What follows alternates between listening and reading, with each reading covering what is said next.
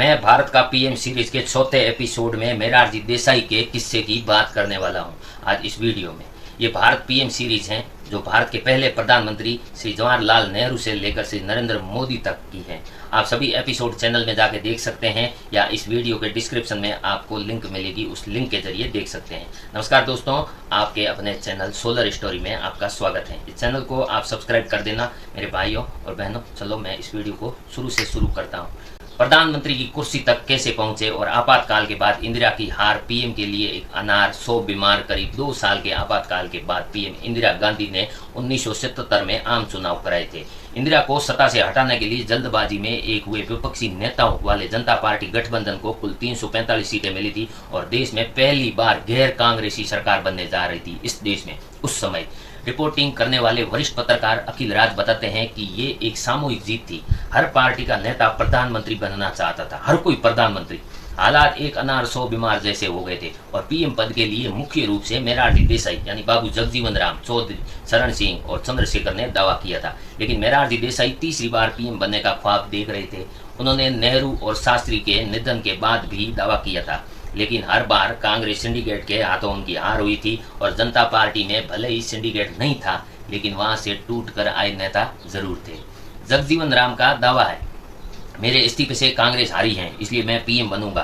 तत्कालीन भारतीय जनसंघ गुट को जनता गठबंधन से 345 में से 102 सांसद मिले थे, लेकिन उसने प्रधानमंत्री पद के लिए दावा नहीं किया था और कांग्रेस फॉर डेमोक्रेसी के केवल 28 सीटें जीती थी। जगजीवन राम को भारतीय जनसंघ के 102 सांसदों के साथ सोशलिस्ट ब्लॉक के 35 सांसदों का समर्थन था। जगजीवन राम का कहना था कि उन्हें पूरे देश में हरिजनों और दलितों का समर्थन प्राप्त है। जब उन्होंने इंदिरा सरकार से इस्तीफा देकर कांग्रेस छोड़ी तो कांग्रेस हारी थी। यही कारण है कि उन्हें मौका दिया जाना चाहिए। जगजीवन राम ने अटल बिहारी वाजपेयी से वादा किया था कि यदि वो उन्हें समर्थन देंगे तो जगजीवन राम वाजपेयी को उप प्रधानमंत्री बना देंगे। सभी नेता पीएम बनने के लिए अपना अपना जुगाड़ लगा रहे थे। कोई क्या कर रहा था, कोई किसी को भिड़ा रहा था। चौधरी चरण सिंह ने आचार्य जेबी कृपलानी को बुलाया। उस समय जयप्रकाश नारायण व जेबी कृपलानी मार्गदर्शन रहे थे और निर्णायक भूमिका में भी थे। सरकार और पीएम बनाने का सारा काम 4 गांधीवादी सर्वोदयी नेता के.एस. राधाकृष्ण, नारायण भाई देसाई, सिद्धराज ढड्डा और गोविंदराव देशपांडे कर रहे थे। चरण सिंह बोले, मेरी वजह से कांग्रेस का सफाया हुआ है इसलिए मुझे प्रधानमंत्री बनाओ। चरण सिंह ने कहा कि जनता गठबंधन की राजनीति पूरी तरह से उनके दिमाग की उपज है। उत्तर भारत में जनता पार्टी को क्लीन स्वीट उनकी वजह से मिली है, इसलिए मुझे प्रधानमंत्री बनाना चाहिए। राजनीतिक विश्लेषण और लेखक रवि विशेषरविया शारदा प्रसाद बताते हैं कि मेरे मामा के.एस. राधाकृष्ण गांधी शांति प्रतिष्ठान के प्रमुख थे। वे दशकों तक जयप्रकाश नारायण के सबसे करीबी सलाहकार थे और उन्होंने अपने सर्वोदय साथियों नारायण भाई देसाई, सिद्धराज ढड्डा और गोविंदराव देशपांडे के साथ मिलकर सोचा कि जगजीवन राम या चरण सिंह में से कोई भी प्रधानमंत्री के रूप में देश के लिए विनाशकारी हो सकता है। ऐसा इसलिए क्योंकि चरण सिंह और जगजीवन राम एक दूसरे से खुद नफरत करते हैं। यदि दोनों में से किसी एक को पीएम बनाया जाता है तो दूसरा उसे सत्ता से हटाने के लिए खूब षड्यंत्र रचेगा। यही कारण था कि आचार्य जेबी कृपलानी और जेपी ने इनके नाम पर सोचना बंद कर दिया। इस कारण जेपी और सर्वोदय टीम ने मोरारजी देसाई के नाम पर विचार करना शुरू किया और मोरारजी के साथ भी कुछ दिक्कतें थी लेकिन उन्हें दरकिनार किया गया। मोरारजी और जेपी के बीच दशकों से व्यक्तित्व को लेकर टकराव चल रहा था थोड़ा बहुत, लेकिन मोरारजी और जेपी से 6 साल बड़े थे। मोरारजी का जन्म 1896 में और जेपी जी का 1902 में हुआ था। चरण सिंह का जन्म भी 1902 में और जगजीवन राम का जन्म 1908 में हुआ था। यानी मोरारजी खुद को जवाहरलाल नेहरू का असली उत्तराधिकारी मानते थे। हालांकि फरवरी 1974 के बाद से मोरारजी और जेपी ने इंदिरा गांधी को हराने के लिए कड़वाहट को किनारे कर दिया था।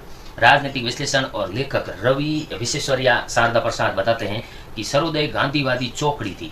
ये भी तय किया गया कि नानाजी देशमुख को प्रधानमंत्री बनाया जाना चाहिए या नानाजी ही थे जिन्होंने समाजवादी कांग्रेस, बीएलडी, लोकदल, जनसंघ और कई आजाद गुटों को जनता गठबंधन बनाने के लिए एकजुट किया था, जैसे अभी मोदी जी कर रहे या राहुल गांधी ने किया था। Nanaji Birla institute of technology and science Pilani से स्नातक होने के साथ साथ उनका आधुनिक और तकनीकी दृष्टिकोण भी काफी अच्छा था। वे ये सोचते थे कि मिलनसार और एकजुट करने वाला नानाजी घमंडी, अहंकारी और कठोर मेरारजी की खामियों को दूर करने में सहायक हो सकता है। लेकिन जगजीवन राम और मेरारजी में हुई आखिरी टक्कर जगजीवन को भरोसा था कि उन्हें 345 में कम से कम 165 सांसद का समर्थन प्राप्त होगा। लेकिन जगजीवन राम ने कहा कि पीएम पद के लिए खुला चुनाव होना चाहिए, जिसके पास ज्यादा सांसद हो गए वो पीएम बन जाएगा। सर्वोदय गांधीवादियों की टीम ने जगजीवन राम को समझाया कि यदि पीएम पद के लिए आंतरिक चुनाव हुआ तो जनता पार्टी गठबंधन में दरार आ जाएगी और ये पूरी तरह से टूट जाएगा। समय समाप्त हो रहा था क्योंकि 24 मार्च 1977 तक नई सरकार का गठन होना था और 23 मार्च को शाम को के.एस. राधाकृष्णन ने मीडिया को बताया कि कोई आंतरिक चुनाव नहीं होगा। आचार्य जेबी कृपलानी और जेपी नए पीएम और कैबिनेट का ऐलान करेंगे। सर्वोदय गांधीवादियों की टीम ने मोरारजी देसाई के पक्ष में सर्वसम्मति सुनिश्चित करने के लिए पूरी रात काम किया, दबाकर काम किया। शांति भूषण जो इंदिरा गांधी के खिलाफ अपनी चुनाव याचिका में राजनारायण के वकील थे, कांग्रेस के कोषाध्यक्ष भी थे और उन्होंने भी जगजीवन राम का कड़ा विरोध किया। चौधरी शरण सिंह ने बयान दिया कि यदि जगजीवन राम को प्रधानमंत्री बनाया तो वह तुरंत जनता गठबंधन पार्टी छोड़ देंगे।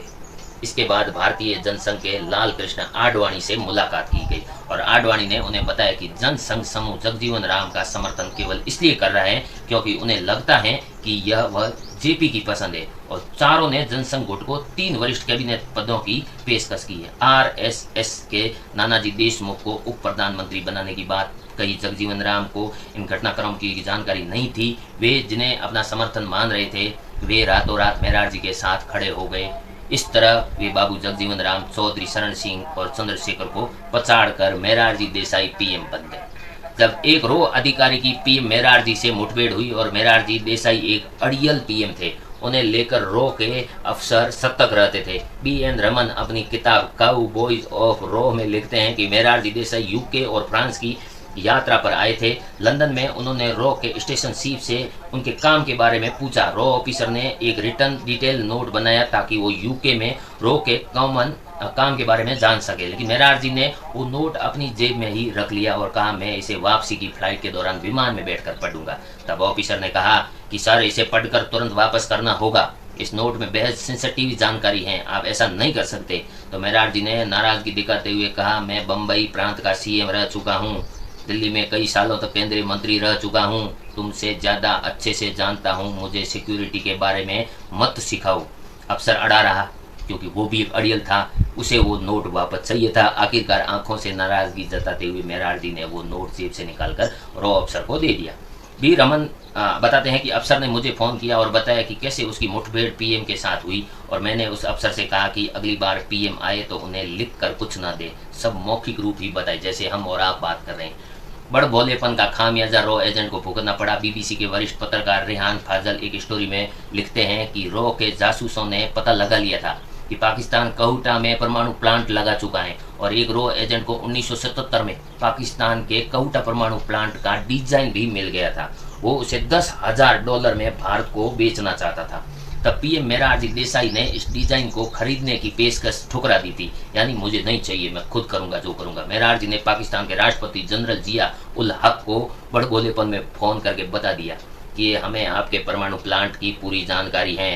बताया जाता है कि इसके बाद जिया उल हक ने सिर्फ उस रॉ एजेंट को पकड़ा बल्कि पाकिस्तान में मौजूद कई रॉ एजेंट को अपनी जान गंवानी पड़ी थी। उस वक्त जब इंटरनेशनल मीडिया से कहा मैं अपना मूत्र पीता हूँ, मोरारजी देसाई ने 100 मूत्र आंदोलन चलाया था और इसका मतलब था कि मैं अपना मूत्र पीते थे, तो उनका दावा था कि इसे पीने से वे बेहद सेहतमंद है। 1978 में मोरारजी अमेरिका यात्रा पर पीएम के तौर पर गए थे। यात्रा के दौरान अमेरिका के वीकली न्यूज़पेपर 60 मिनट्स के पत्रकार डैन राथर ने एक इंटरव्यू लिया था उनका, और राथर ने पूछा कि आप 82 की उम्र में इतना सेहतमंद कैसे रहते हैं। तब मोरारजी ने कहा था कि मैं फलों और सब्जियों के रस को ताज़ा और प्राकृतिक तरीके से दूध और सादा दही, शहद, कच्चे मेवे, 5 लौंग लेता हूँ हर बार। इसके बाद उन्होंने बताया कि रोज करीब 100 ग्राम अपना ही मूत्र पीते हैं। ये सुनते ही रिपोर्टर ने कहा क्या आप अपना मूत्र पीते हैं? यह सबसे गंदी बात है जो मैंने आज तक नहीं सुनी और हमने भी नहीं सुनी। मोरारजी ने कोई रिएक्शन नहीं दिया और बल्कि उन्होंने कहा कि खुद का मूत्र पीना एक नेचर थेरेपी है और उन्होंने तर्क दिया कि यदि आप जानवरों को देखेंगे तो वो भी खुद का मूत्र पीते हैं और सेहतमंद रहते हैं। हिंदू दर्शन में गाय के मूत्र को पवित्र माना गया है और हर अनुष्ठान में इसका प्रयोग किया जाता है। लोगों को इसे अवश्य पीना चाहिए। उन्होंने कहा कि अमेरिका के वैज्ञानिक दिल की समस्याओं के लिए मूत्र अर्क तैयार कर रहे हैं। आप दूसरों का मूत्र पी रहे हैं तो अपना क्यों नहीं पी सकते? वैज्ञानिकों के मूत्र अर्क की लागत हजारों डॉलरों से है, जबकि खुद का मूत्र मुफ्त मिलता है। जब ये खबर बनी और छपी तो पूरी दुनिया में इसकी काफी चर्चा हुई। जब राजदूत की पत्नी ने कहा सारे गिलास फेंकवा दो। 1978 में मोरारजी देसाई लंदन के बाद फ्रांस यात्रा पर पेरिस पहुंचे थे। वहां भारतीय राजदूत आर.डी. साठे के घर पर रुके थे। पूर्व कैबिनेट सेक्रेटरी बी रमन अपनी किताब काउबॉयज ऑफ रो में लिखते हैं, जब मोरारजी देसाई दिल्ली लौट गए तो मैं साठे के घर गया था और मेरी आवाभगत में उनका नौकर हमें एक ड्रिंक सर्व कर रहा था। तभी साठे की वाइफ ने नौकर से कहा कि तुम ये जो गिलास उपयोग कर रहे हो ये नए हैं या फिर वही है? मिसेस साठे ने मेरी तरफ देखा और कहा कि मुझे नहीं पता मोरारजी ने अपना मूत्र पीने के लिए कौन सा गिलास यूज किया था, इस कारण मैंने सभी पुराने गिलासों को बाहर फेंकवा दिया है और नए गिलास लेके आए हैं। और उनके बेटे पर भ्रष्टाचार के आरोप भी लगे थे, लेकिन मोरारजी देसाई रहे। कुलदीप नैयर अपनी एक किताब बियॉन्ड टू लाइन्स में लिखते हैं कि इंदिरा सरकार हो या मोरारजी सरकार, कुछ बदला नहीं था। इंदिरा सरकार में संजय गांधी मनमानी करते थे और मोरारजी सरकार में उनका बेटा कांति भाई, मैंने मोरारजी भाई से शिकायत भी की थी कि उनका बेटा मोटी रकम लेकर सौदे और ठेके निपटा रहा है। ये सब पीएम हाउस में रह कर रहा है और कम से कम उसे पीएम हाउस से बाहर निकालिए। और मोरारजी ने कहा कि मैंने एक बार अपनी बेटी को डांटा था तो उसने खुदकुशी कर ली। आपको बता दूं कि मोरारजी देसाई की एक बेटी बहुत ही स्मार्ट तरीके से फॉलो करती थी और वो ज़माना अलग था जो आज के युग से, इसलिए उसने अपने पिता की डांट को दिल में रख दिया और अपना जीवन समाप्त कर दिया था। इसलिए देसाई कहते हैं कि अगर अब मैं अपने बेटे को नहीं खोना चाहता हूँ, इस कारण था कि मोरारजी अपने बेटे के करप्शन का बर्दाश्त करते गए और मोरारजी बोले मैं चरण सिंह को चूरण सिंह बना दूंगा। लेकिन वरिष्ठ पत्रकार कुलदीप नैयर अपनी एक बायोग्राफी बियॉन्ड द लाइन्स में बताते हैं कि चौधरी चरण सिंह और मोरारजी देसाई के बीच पुरानी दुश्मनी थी। बस इंदिरा को हटाने के लिए एक हुए थे और सत्ता मिलते ही इनकी दुश्मनी फिर से जाग गई और फिर से वो डंडे बन के खड़े हो गए। चौधरी चरण सिंह ने नाराज होकर समर्थन वापस लेने की बात कही तो मैंने मोरारजी से कहा था कि आप चरण सिंह से बात करके उन्हें मना लीजिए। तब मोरारजी ने कहा कि मैं चरण सिंह को सूरण सिंह बना दूंगा, उसे नहीं मनाऊंगा। इसके बाद चरण सिंह ने समर्थन वापस ले लिया और मोरारजी ने राष्ट्रपति को 28 जुलाई 1979 को अपना इस्तीफा सौंप दिया। इस तरह मोरारजी देसाई ने 2 साल 126 दिन प्रधानमंत्री के रूप में काम किया। आपको मोरारजी देसाई के बारे में जानकर कैसा लगा? और हाँ, किसी भी देश के पीएम अगर मूत पीते हैं तो आपको क्या विचार होगा? मुझे कमेंट करके ज़रूर बताएं ताकि और कौन कौन सेहतमंद हो सकते हैं पीएम कुर्सी पर, उसके बारे में और जान लेंगे। वीडियो अच्छा लगा है तो लाइक करें, इस चैनल को सब्सक्राइब तो ज़रूर करके रखें। इस पे ये अगला एपिसोड आने वाला है जो प्रधानमंत्री सीरीज़ का है। अगले प्रधानमंत्री कौन थे आज़ाद भारत के, उनकी कुंडली लेकर आता हूँ। तब तक आप पहला, दूसरा, तीसरा और ये चौथा भाग देखें।